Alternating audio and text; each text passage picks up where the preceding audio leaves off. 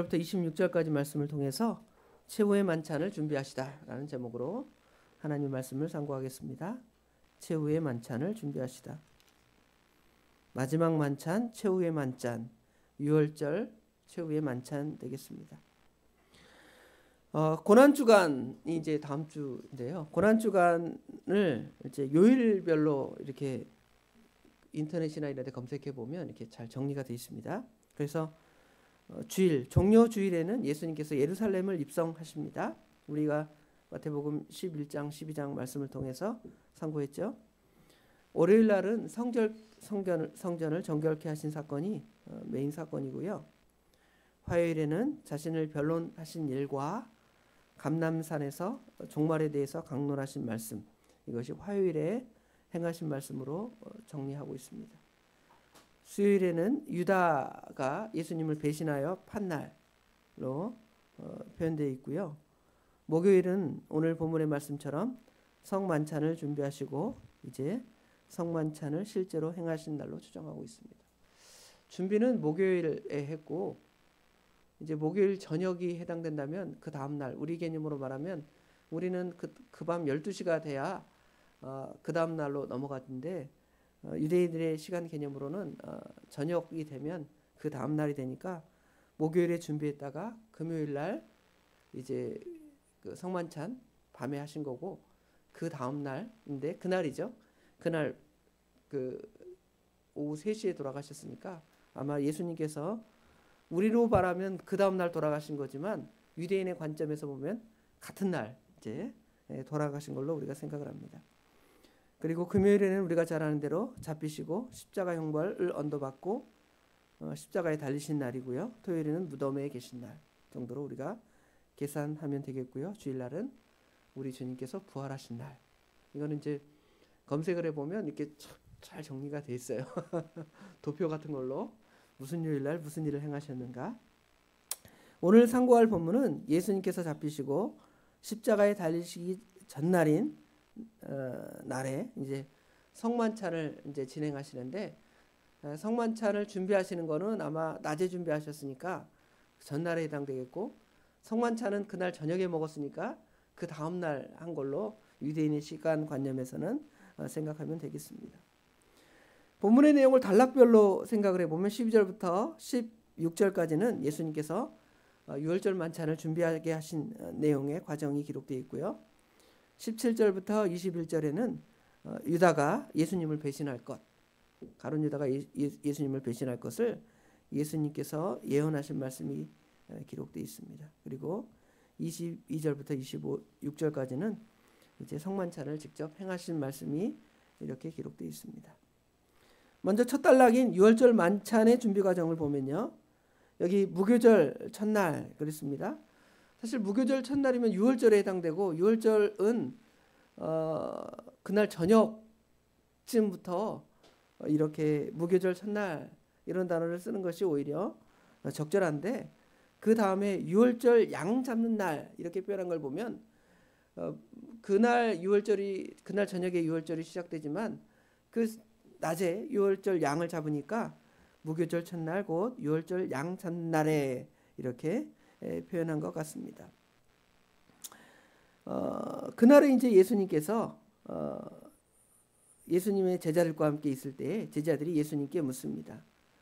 우리가 어디로 가서 6월절 음식을 선생님에게 6월절 음식을 잡수시게 준비하게 하시기를 원합니까? 아마 이날만 6월절 그 음식을 나눠 먹은 것이 아니라 그 전에 그렇죠?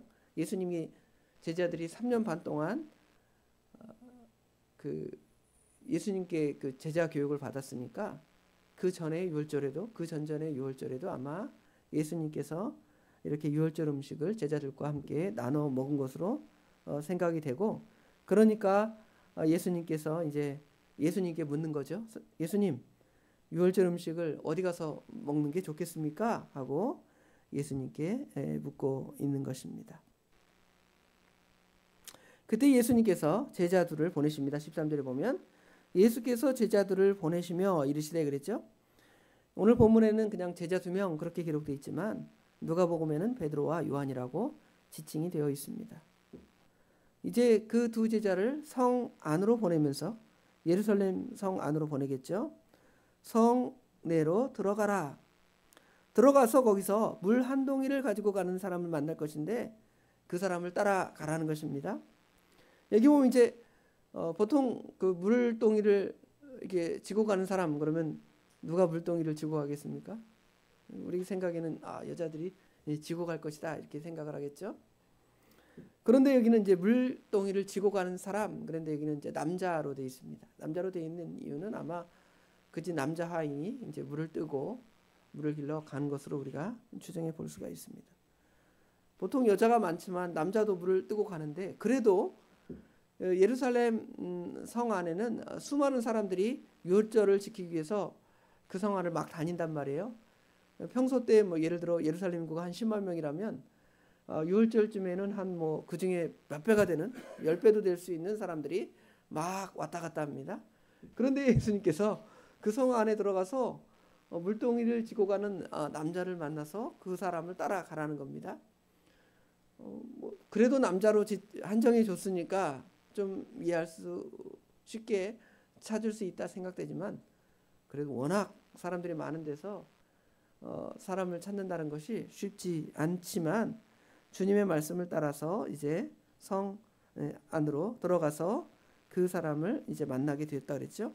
16절에 보면 제자들이 성내로 들어가서 예수님께서 하시던 말씀대로 만나 유월절 음식을 준비하게 되었다 그랬습니다. 근데 그 사람을 만나서 그 사람을 따라가고 예수님의 말씀대로 이제 그 집 주인에게 지금 우리 예수님께서 우리 랍비가 선생님께서 유월절 음식을 먹어야 되는데 그 예수님의 객실이라 그러죠. 나의 객실이 어디 있느냐 이렇게 물으면 그 주인이 여기 와서 이제 유월절 그 음식을 먹으면 되겠습니다 하고 인도해 줄 거라는 그 말씀대로 그 일을 행하게 되었죠. 유월절 음식을 준비하는데 유월절 음식은 우리가 잘 아는 대로 무교병, 포도주, 뭐 쓴나물 그 각각의 의미들은 우리가 잘 알고 있죠. 그리고 그것을 준비해서 이제 예수님과 같이 이제 식사를 하게 되는 겁니다. 저물매 그랬죠? 저물매 그럼 저녁이 된 겁니다. 이제 그 다음 날 유대인 관점에서는 그 다음 날이 되겠죠. 그 12를 데리고 가서 다 앉아 이제 음식을 먹습니다. 여기 앉아 그런데 이제 유대인의 음식을 먹는 방식은 이렇게 누워서 옆으로 약간 기대어서 음식을 먹었다 그래서 그 원어적 의미는 기대어 정도의 의미를 갖고 있다고 합니다. 다 앉아 음식을 먹을 때 예수님께서 갑자기 한 말씀을 하시죠. 내가 진실로 너에게 이르노니 너희 중에 한 사람 곧 나와 함께 먹는 사람이 나를 팔 것이라 하고 예언을 하시니 예수님께서 이 말씀을 던지자 제자들 사이에서는 큰 어떻게 보면 혼란이 일어나죠. 혼란이 일어나면서 말하기를 그러면 그 사람이 접니까 하고 각각의 제자들이 다 이렇게 묻는 거예요. 그렇죠? 너희 중에 한 사람 곧 나와 함께 먹는 사람이 나를 팔리라 하니까 그들이 근심해서 하나씩 나는 아니죠 이렇게 예수님께 묻고 있습니다. 아마 유다를 제외한 사람들이 다 그렇게 물으니까 그런 장면에서 볼 때 제자들은 자신이 예수님을 결코 배반할 사람이 아닐 거라는 그런 생각에 예수님께 그런 응답을 받기를 원해서 저 아니죠. 저 아닙니다. 어떻게 보면 자신이 예수님을 팔 사람이 아니라는 것을 강하게 이야기하고 있는 것으로 우리가 추정이 됩니다. 아직은 이제 유다가 말하지 않았지만 유다에게 이제 회개할 기회를 허락하시기 위해서 이 말씀을 하고 계신 겁니다. 유다에게 야, 네가 나 팔 거야. 이렇게 치명적으로 답을 주기보다는 이제 너희 중에 하나가 나를 팔 거라는 말씀으로 이제 회개를 촉구하시는 겁니다. 그러다가 예수님께서 조금 더 이제 구체적으로 말씀하시죠. 20절에 보니까 그들에게 이르시되 12 중 하나 곧 나와 함께 그릇에 손을 넣는 자니라. 이렇게 얘기하니까 실제로 다른 제자들은 예수님과 함께 그릇에 손을 넣지 않았지만 유다가 아마 그런 듯합니다. 그럼 유다가 예수님의 말씀을 이해했으면 회개를 할 터인데 회개하지 아니하고 또 유다가 또 예수님께 말하죠. 유다는 한참 기다렸다가 다른 제자가 다 묻고 예수님께서 아니 뭐 어떤 식으로 답변을 하신지는 모르겠습니다. 그냥 예수님은 보고만 계시고 다 나는 아니죠. 그러니까 뭐 예수님께서 쳐다만 보고 계셨겠죠. 너는 아니야. 너는 아니야. 그러지는 않으셨을 거라고 생각을 합니다. 그런데 마지막에 유다가 뭐라 그래요? 나는 아니지요. 하고 지금 유다가 묻습니다. 그런데 예수님께서 마태복음 26장 25절에 뭐라고 답하냐면 네가 말하였다. 너가 바로 나를 팔자다. 예수님께서 직접 가르쳐 주십니다.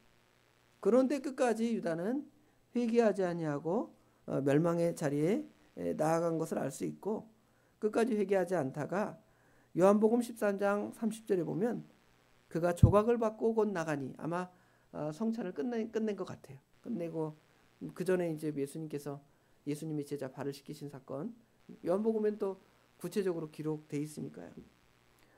발도 씻기시고 성찬을 끝마친 후에 나가게 되었고 그날 밤에 예수님을 우리 관념에서는 예수님을 팔기 전날 밤이고 유대인의 관념에서 볼 때는 이제 그날 쭉 잡혀서 이제 십자가에 달려 돌아가시는 그 사건으로 연결이 되게 되는 겁니다. 이제 마지막 22절부터 26절에는 성만찬의 내용이 구체적으로 등장을 하는데 아마 더 자세하게는 뭐 고린도전서 말씀이나 마태복음 말씀이나 더 자세하게 기록되어 있지만 여기는 간단하게 몇 절로 이렇게 표현되어 있습니다. 그들이 먹을 때 떡을 가지고 축복하시며 떼어 제자들에게 나눠 주십니다. 아마 뭐 오늘처럼 뭐 카스테라를 잘라서 좀 준다든지 아니면 천주교도들처럼 무슨 와퍼 형태로 만들어 나눠주는 형태가 아니라 떡 큰 덩이가 있으면 뭐 손으로 이렇게 쭉쭉 찢어서 이렇게 나눠 먹은 것이 당시에 빵이겠죠. 빵을 떼어 나눠 먹은 것이 성찬의 형식이라고 생각을 하게 되겠습니다. 그러면서 이제 한 조각씩 주면서 말씀하시기를 이것은 내 몸이다 그렇게 말씀하시죠. 그 다음에 이제 떡을 나누신 다음에는 잔을 가지시고 감사 기도를 드리시며 그들에게 주시며 이제 마시라는 것이죠. 마시라는 표현은 없지만 아마 예수님께서 마시라고 했고 그들은 다 마시게 되었습니다. 23절 끝에 보면 그럴 때 예수님께서 이 잔에 대해 24절에 설명하십니다. 이르시되 이것은 많은 사람을 위하여 흘리는 나의 피 곧 언약의 피니라 이렇게 말씀하시죠. 이는 이 성만찬을 통하여 예수님께서 자신을 희생하심을 우리에게 가르쳐 주는데요. 그분의 살이 찢기심, 떡을 찢어서 나누어 준 것처럼 우리 주님께서 살을 찢기실 것과 또 십자가상에서 피를 흘리신 건데 그 피 흘리심이 이 포도주를 마시는 것처럼 그 피가 이제 너희들의 죄를 대속할 것이다 이렇게 말씀하시는 거죠. 사실 이제 음식이라는 것은 어떤 의미를 갖고 있냐면 여러분 음식을 먹으면 그 사람과 뭐 하는 거예요? 교제하는 거죠. 뭐 식구들끼리 밥 먹으면서 교제하는 것처럼 아니면 우리 가까운 친지나 아니면 친구들이 같이 모여 음식을 먹는 것은 교제를 하기 위함입니다. 이 성만찬을 통하여 하나님께서는 우리 예수님과 또 우리 하나님과 삼일체 하나님과 우리가 교제하기를 원하시죠. 사실은 우리 인간이 하나님과 원수가 되어서 인간의 타락으로 말미암아 원수가 되어서 우리가 하나님과 서로 교통할 수 없는 막힌담이 있어서 우리 주님과 교통할 수 없는 존재가 되었지만 이 유월절 만찬을 통하여 이제 하나님과 우리가 교통할 수 있는 길을 마련해 두셨고 예수님의 십자가의 대속은 우리 에베소서 2장 말씀처럼 막힌 담을 허셔서 하나님과 우리가 영적으로 교통할 수 있는 하나님과 우리가 축복되게 됨을 선언한 것이죠. 그래서 이 성만찬의 의미는 이 교파들에 따라서 이걸 되게 다양하게 생각한다 그래요. 이거를 이제 교제의 의미로 편하게 생각하는 교파 사람들이 있고, 어떤 사람들은 어떤 교파들은 이걸 굉장히 엄하게 생각을 해서 천주교도들처럼 그 이 가루 하나 떨어지면 안 되고 음료수 방울 하나 떨어지면 안 된다. 그렇죠. 그렇게 귀하게 생각하는 사람이 있습니다. 그런데 어느 한 측면의 의미보다는 두 가지 의미가 다 있는 것 같아요. 성만찬을 우리가 어떤 마음으로 지키냐면 경건한 마음으로, 또 우리 주님께서 나를 위해 피 흘리심에 대한 감사 감격으로, 그것은 또한 우리에게 주님과 음식을 먹음으로 나누는 그 영적인 교통, 교제, 그 안에는 또 즐거움이 있죠. 두 가지 의미가 이게 복합적으로 있는 겁니다. 근데 한 가지 측면을 너무 강조하다 보면 먹는 것에 대한 참된 즐거움이 사라지고 주님과 교제하는 것이 사라질 수가 있고요. 반대로 먹는 것에 취해서 우리가 먹고 마시다 보면 우리 하나님을 잊고 그렇게 인간의 욕심대로 자기 탐욕만 채우는 것처럼 주님께서 우리를 위해 당하신 그 고난을 잃어버릴 수가 있으니까 어떻게 보면 그 균형점이 필요하죠.